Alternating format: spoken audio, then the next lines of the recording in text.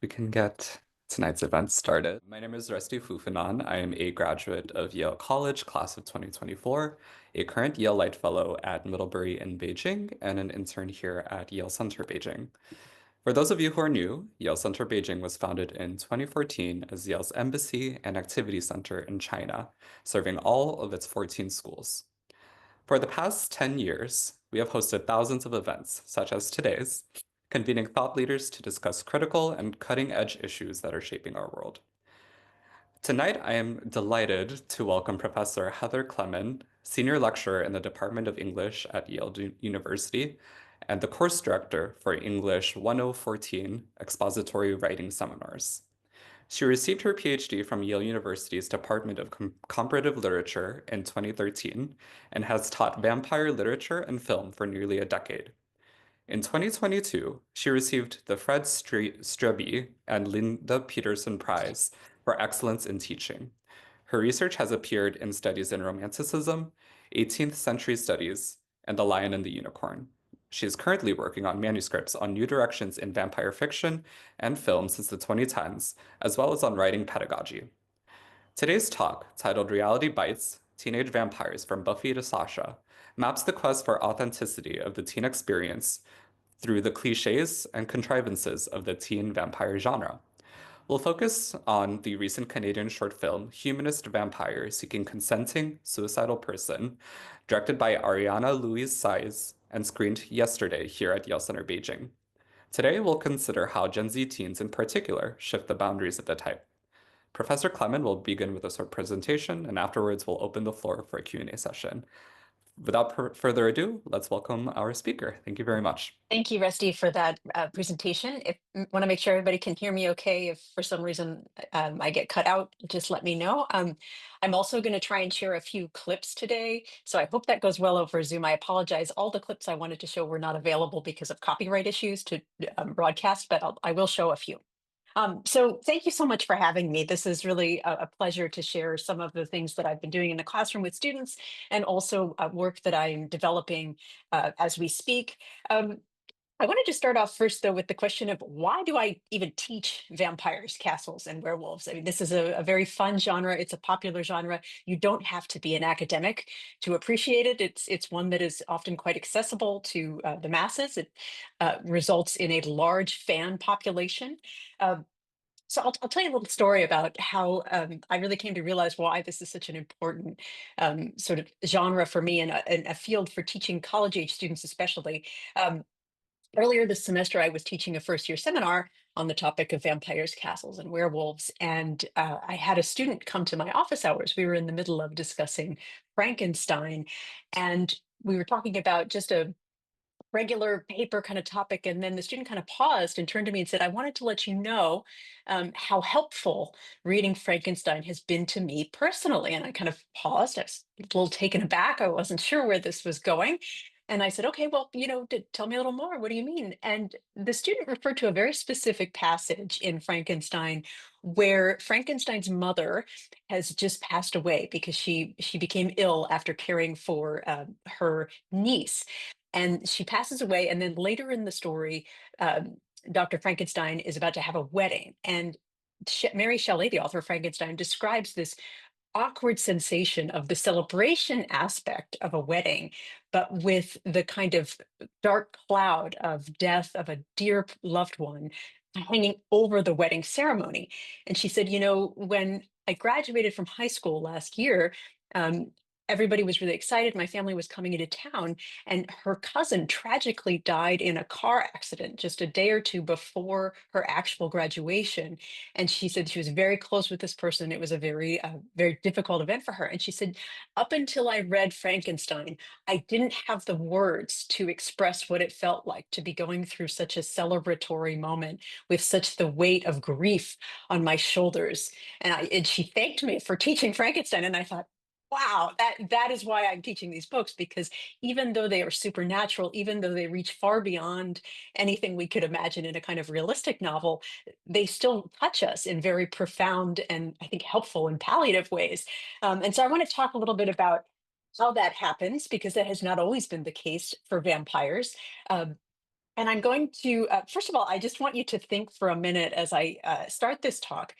Think about a fictional character that it could be a supernatural character or a realistic novel character, one from a short story or a film, but one with whom you identify, and maybe one whose emotional journey you feel deeply with, or that you have a kind of level of intuition about this character that might surpass that of others. And think about why you identify with that character. Is it because you have many things in common? Do you have a shared experience, for example, as my student had had?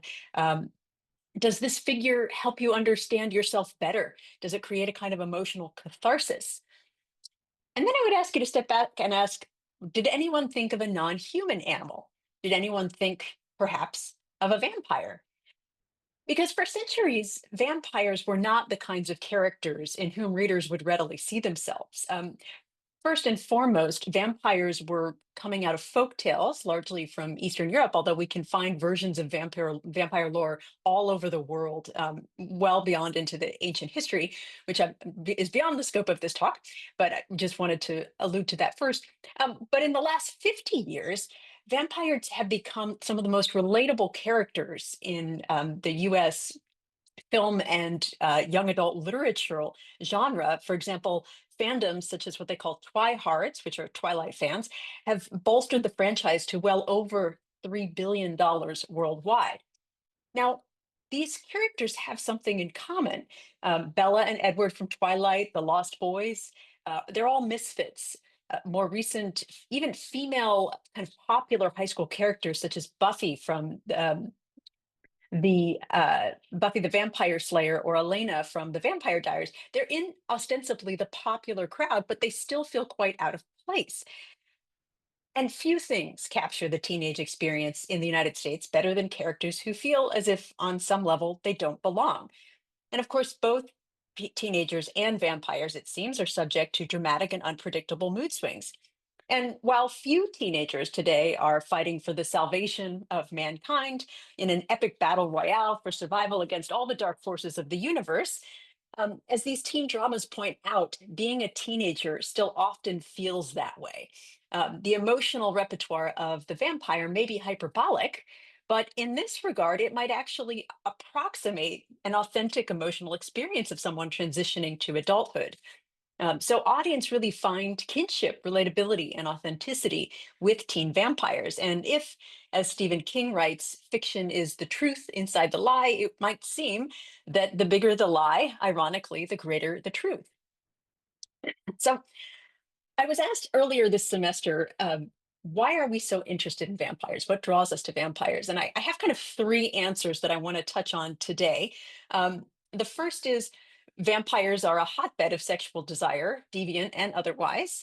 Second, vampires in this particular period of vampire literature in particular help navigate teens' transition through adulthood and help them understand sexual awakenings in modern young adult literature. And third, vampires make for terrific contemporary satire, as documentaries such as the famous What We Do in the Shadows movie and TV series has shown us. So my talk is going to be twofold today. I'm going to trace a brief history of the origin of the sexualized rakish vampire trope from the early 19th century up to Edward Damon, Stefan, and more. And then second, I want to consider this newcomer, the humanist vampire seeking consenting suicidal person, which was screened last night, which I see as a pretty big disruptor to this genre. And I think it's one that really helps us understand where the possibilities of the teen vampire might go. What I have not intended to talk about today, but which I think are important to think about nonetheless, are other revivifications of the vampire genre that are very contemporary, including the 2024 Nosferatu and Sinners, which just came out last month. These are very exciting, I think, for where vampire films are going, but they're not specifically about teens. So I'm happy to talk about those, but they're not part of the talk. All right, so where do vampires come from? Well, there's a lot of really interesting theories. I'll share with you one of my personal favorites. This comes from an anthropologist, sociologist, Paul Barber, and he has a theory that back in the Iron Age, well, if you let me take a step back. So my grandparents are from Southwest Florida. And if you've ever been to Southwest Florida, you'll notice that in the cemeteries there are very few coffins. And the reason for this is if you bury a coffin in what is effectively a swamp, there's a good chance it won't stay underground. It might kind of, over the time, over years, kind of float to the top. So Paul Barber's one of his arguments for where these images of vampires came from early on, and vampires here usually meaning kind of vivified corpses that don't look all that dead or decayed yet. They're still kind of living, but they're pale. Um, that perhaps this is because they were burying corpses in these acidic bogs, so they're pretty well preserved. And then what would happen is, because it was a bog, is that as the decomposition gases developed in the body, it would make them lighter and they would kind of rise to the surface. And so one of the things they did was they would pin the body to the bog with a stake, which is perhaps one origin of the famous vampire lore of staking the vampire to really destroy them. Um, this again is just a theory, but of course, vampirism is often potentially an allegory for epidemics, for deaths. There's a lot of stories in which families die fairly quickly. And again, that would tie in with the idea that if one family member gets very sick, in just a matter of hours, much of the family could also be sick and dead very quickly. And so they became a way to kind of explain that. And I would, if that's a kind of line of thinking that is of interest to you, there's a very recent film by Adrian Beau called The Vordelak, which is also in French, but with subtitles. And it's based off of a short novella by Alexei Tolstoy, second cousin to Leo Tolstoy. And this is all about a kind of family drama of the contagion of the vampire. Um, so, but even before we get to teen vampires, I want to just talk for a minute about. I'm going to share my screen here about the way that vampires came into kind of Western literature and started to develop as we know them today. Okay, so the poem I want to share with you first is by a German named Heinrich August Ossenfelder, and this is from the mid 18th century. And so there was a lot of lore coming out of Serbia and Hungary. And this poem was actually commissioned to go in a magazine with in a publication with some reports of what was actually happening that was coming through. There were actual vampires that were being documented, or people that claimed to be vampires. So I'm going to read this to you. And what's unique about this poem is it's one of the first examples of a vampire being something incredibly sexual. So I'll read it to you, and I want you to notice the different ways in which this poem in particular plays with the question of consent, namely, there is no consent. So it reads, "My dear young maiden clingeth, unbending fast and firm, to all the long held teaching of a mother ever true, as in vampires unmortal, folk on Theseus' portal hayduck like do believe. But my Christine, thou dost dally, and wilt my loving parry, till I myself avenging to a vampire's health a drinking, him toast in pale tokay. And as softly thou art sleeping, to thee shall I come creeping, and thy life's blood drain away.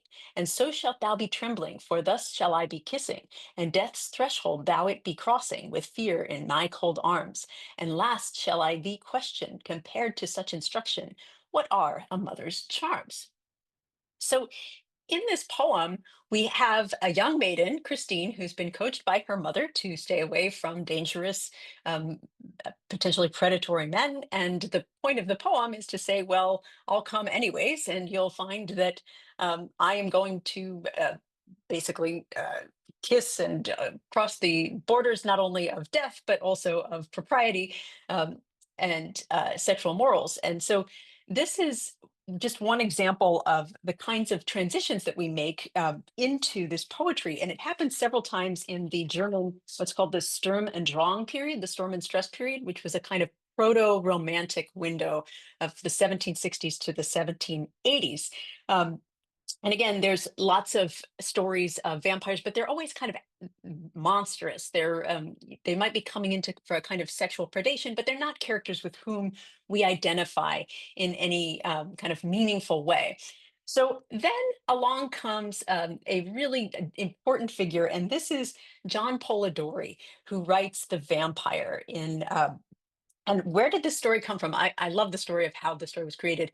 So in 1815. Mount Tambora, which is a volcano in Indonesia, erupted. and it created all sorts of ash and dust, and it created a kind of weather disruption, which is important because that summer, in the middle of this weather disruption, about a couple months later, there was in Geneva a gathering of some famous British writers, Lord Byron, Mary Shelley, who would go on to write Frankenstein, Percy Shelley, and John Polidori was Byron's personal um, physician who traveled with him everywhere. So they were trapped inside of this villa that they rented in Geneva because of the weather caused by the volcano. And as a result, they ended up telling a lot of these German ghost stories that were quite similar to the poem I just read. And Lord Byron had this idea that they have their own ghost story competition to pass the time. And so that turned out to be a very fruitful and generative suggestion because from that ghost story competition came Mary Shelley's first draft of Frankenstein and also Polidori's novella, The Vampire. Now, The Vampire is not super well read, I think, in a lot of courses. I don't actually teach it in my course, although we discuss it. But it's important in the history because it creates the first real vampire rake figure. The rake was a kind of 18th century bad boy who was usually aristocratic and would seduce young women and kidnap them if necessary. Perhaps the most famous rake was Lovelace from Samuel Richardson's novel Clarissa from the mid 18th century. Um, and so in this story, Polidori invents Lord Ruthven, who is based very much off of Byron, who, of course, was also quite promiscuous in his sexual encounters. He was referred to by one of his lovers as mad, bad, and dangerous to know. Um, and in this story, Lord Ruthven charms everyone on the London scene in the parties. He's very mysterious, but it seems that everyone that seems to liaise with him on some level ends up cursed and ends in utter ruin. And so what happens is Aubrey, the main character, decides to go on the Grand Tour, which is kind of like a early 19th century post-baccalaureate trip through Europe. And he goes with Ruthven, and they have a bunch of different escapades. And eventually he realizes that Ruthven is a pretty evil guy. And in the process, Ruthven gets mortally injured and makes him promise not to tell anyone about his death. This is important because several months later, Ruthven appears quite alive in London, and Aubrey is shocked, but is reminded of his oath that he can't tell anyone about what happened to Lord Ruthven. And so, as a result, Aubrey finds that Ruthven has decided to now prey on his sister and actually decides to marry her. And Aubrey cannot tell anyone about who Ruthven really is. He goes crazy. And unfortunately, he is only, by the time he's allowed to warn everyone, his sister's already dead. So, not a very happy ending. But this character becomes very pervasive. This is one of the models for Dracula, to be sure. And it's one of the reasons we often think of this vampire as a kind of aristocratic, sexually attractive, but also very dangerous kind of man. So um, there are other precedents for sexually attractive predatory female vampires. Just before Dracula came out, there was Sheridan Le Fanu's Carmilla, in which the vampire is actually a young woman who comes to be a companion of another young woman, and she's described as one of the most beautiful creatures that ever lived. So it wasn't as if vampires were always one sex or the other. Um, but they've always, ever since Lord Ruthven, they've typically been, with the exception, of course, of Count Orlok and the kind of line of Nosferatu, they've typically been very attractive. And we see that that's only been enhanced by film that has taken place in the interim. So from the earliest black and white films, you have Bela Lugosi's iconic Dracula character and vampires, including Kiefer Sutherland, Tom Cruise, Brad Pitt, Robert Pattinson. These are all fairly attractive actors. So this idea of the good-looking, sexually attractive vampire has certainly pervaded. Um, so now I want to transition a little bit to teen vampires, because some of these vampires, of course, this rakish character has translated into, for example, Edward Cullen. But there's one important shift that happens in the 90s, and this is with Josh Whedon's series Buffy the Vampire Slayer. Um, so this was based on the 1992 film, but it's this TV series premiered in 1997 and concluded in 2003. Um, it's basically a 1990s version of a vampire story, except that the main character, Sarah Michelle Gellar, known as Buffy Summers, is a vampire slayer. She has been born into the role of having to save the world from evil vampires. And this was an important show, not only because it was taking the history of vampires in a new direction, but also because at the time it was an important show for representing different queer identities on TV. That many of the scenes, as I'll show you in a moment, were one of the ways to illustrate on screen what it might be like to be a queer teenager without explicitly getting into the politics or sometimes even the language of queer identity in any explicit way, although later seasons certainly do that. So I want to share with you one of the clips that I think really captures what's helpful about the teen, that's kind of quintessential about the teen drama, and that is this juxtaposition of having to save the world and having to take a math final, and how those two things carry almost identical weight for the teenage vampire slayers. I'm going to share my screen. Um, oops, one second.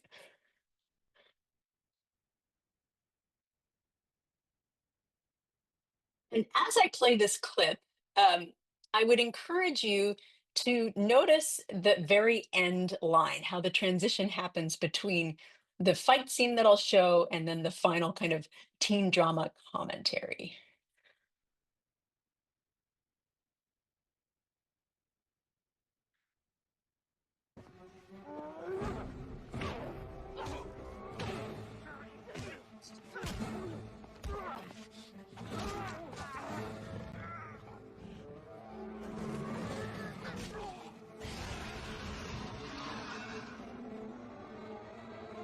I want you to get a message to Angel for me. Tell him I'm done waiting. I'm taking the fight to him. You got that? Need me to write it down for you?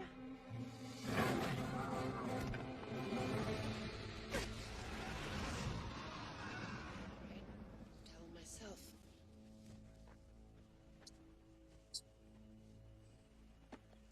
Oh. Oh. I'm good. Don't worry about me.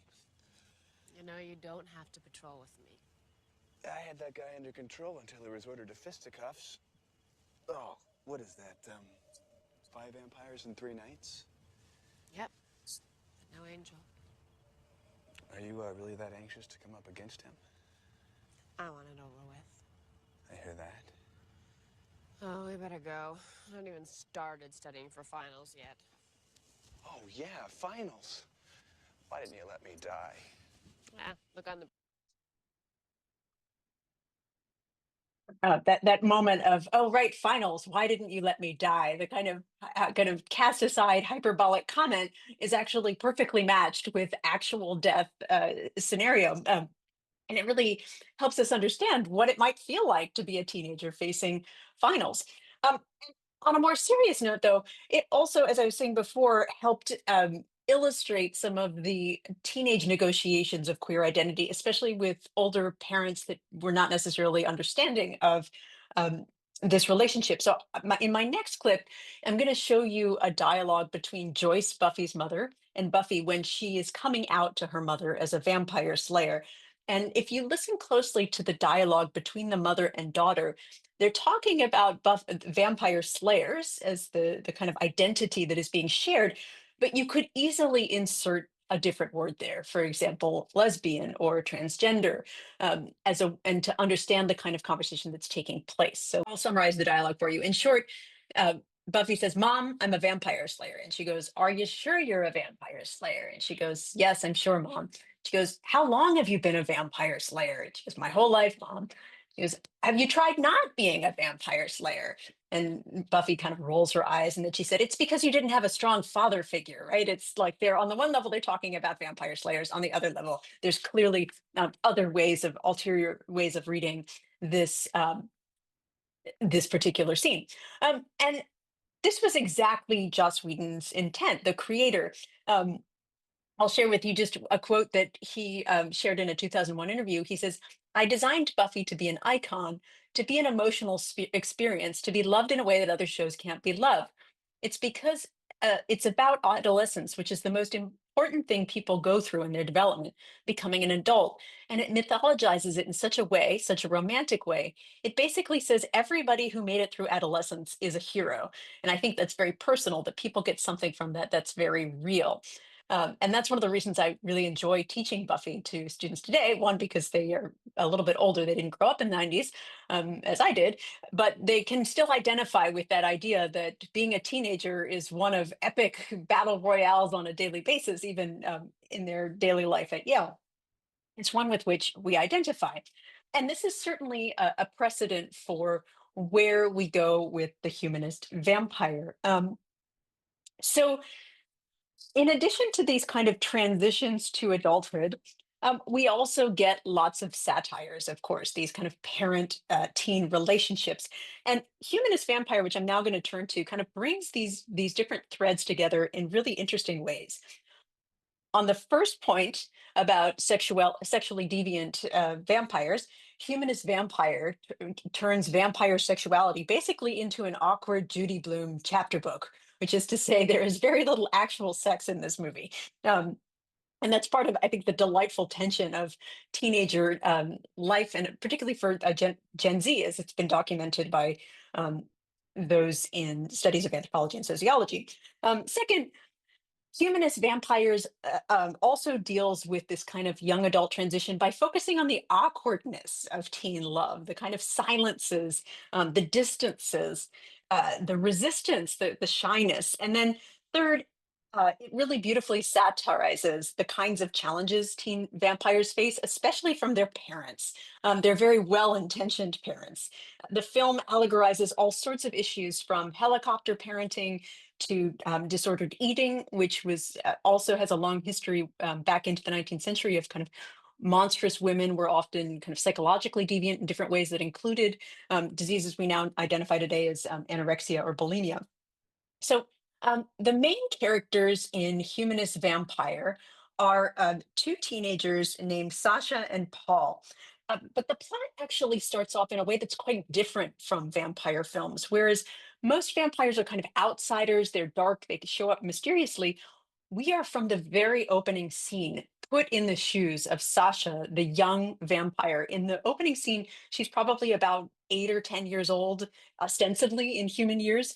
Um, and the scene begins with a black screen and just the audible sounds of a birthday celebration of hers. Her parents are leading her blindfolded to her present. Then the screen finally reveals a piano, and you are getting the absolute perspective of Sasha. So we know we are in the point of view of the vampire right from the beginning, which is quite different from the and many of the teen stories leading up to this point. And what happens in this young Sasha's birthday party is a clown shows up as part of her present. It turns out that the clown is meant not only as entertainment, but as a family snack, which is quite traumatizing to young Sasha, who loves the clown and does not want to see him destroyed. And as a result, this leads to a kind of series of trauma infused questions by the parents. Sasha is not developing her fangs on time. This is the kind of coming of age moment when a vampire learns to desire to kill, and they create little fangs that pop out from their mouth. And so, what do her parents do? Well, they do what any normal parent would do. Um, and they take her to vampire teeth specialists. She goes through a series of testing. There's all sorts of let me share my screen real fast to show you the image here. There's all sorts of various kind of mental studies that they do. And her parents, of course, are asking the questions that typical parents would ask. There's a wonderful conversation between her parents at this particular neurologist's office, where Georgette, the mother, and her father are arguing over what the right course of action is for their daughter.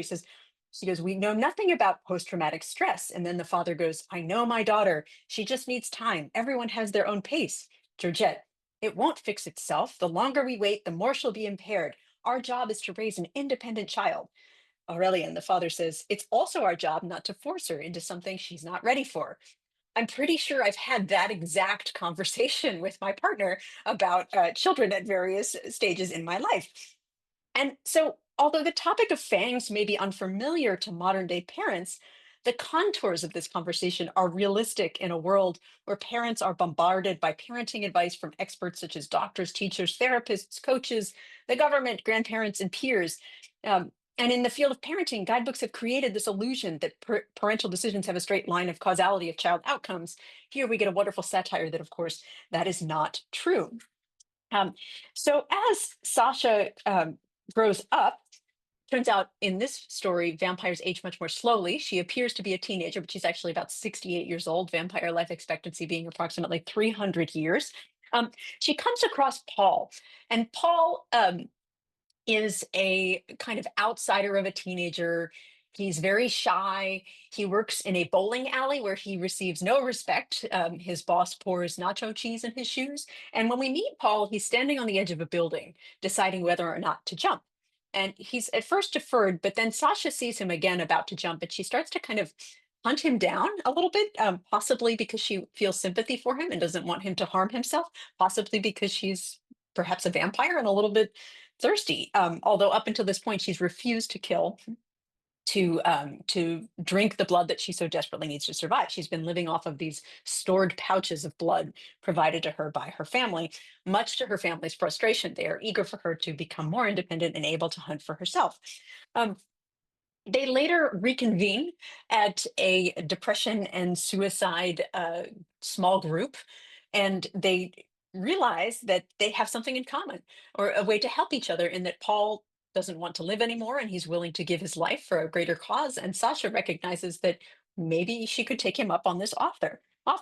So what happens is she brings him back to her room where she's staying with her cousin. And as you can see from this scene, all sorts of teenage awkwardness ensues. There is attraction, there is nervousness, there is fear. There are wonderful quotes like they're sitting on the bed together, and Paul says, would you like me to lie down? Should I turn off the lights? Would it help if I bent my neck like this? And of course, they're not talking about the typical teenage hookup. They're talking about vampire blood-sucking moment. But again, it's awkwardness. It's not um, lustful sexuality of previous teen dramas that we've seen. Um, and so eventually they go through a series of steps to lead to the actual turning of Paul, including granting his dying wish, which is to get back at all of these people in his community that have treated him and ostracized him.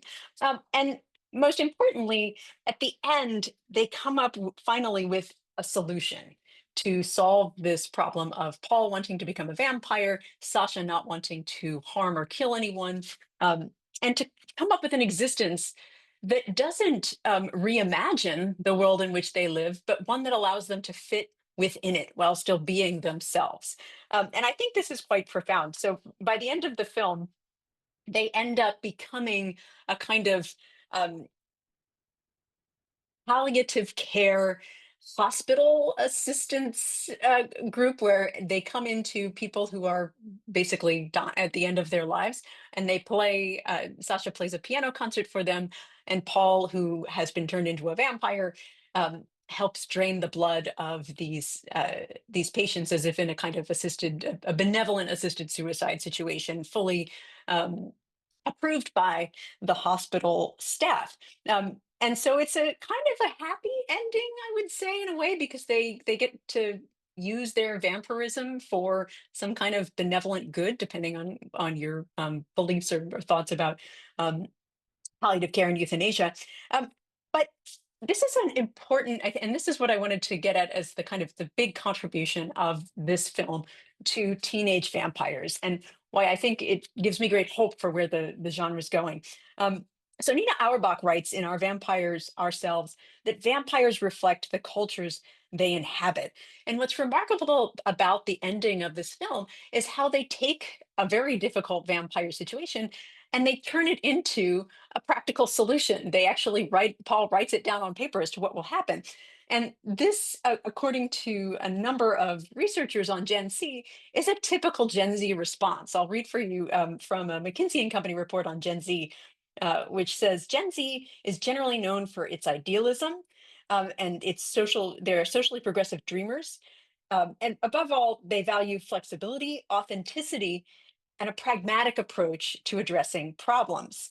Gen Zers believe in doing their part to help stop the intensification of climate change and to establish greater equity than all More than any other generation, Gen Z collectively demands purpose and accountability, the creation of opportunities for people of diverse and underrepresented backgrounds, and of course, rigorous and sustainable green practices. So these are kind of community-minded teens that are taking their vampirism and giving back to the community in a kind of practical way. Um, so I just wanted to conclude by saying that this might Gen Z teen vampire film, and it's one worth considering because of the ways in which it takes the genre and really adapts it to the demands of the teenage culture that we have today. And I'll stop there. Thanks.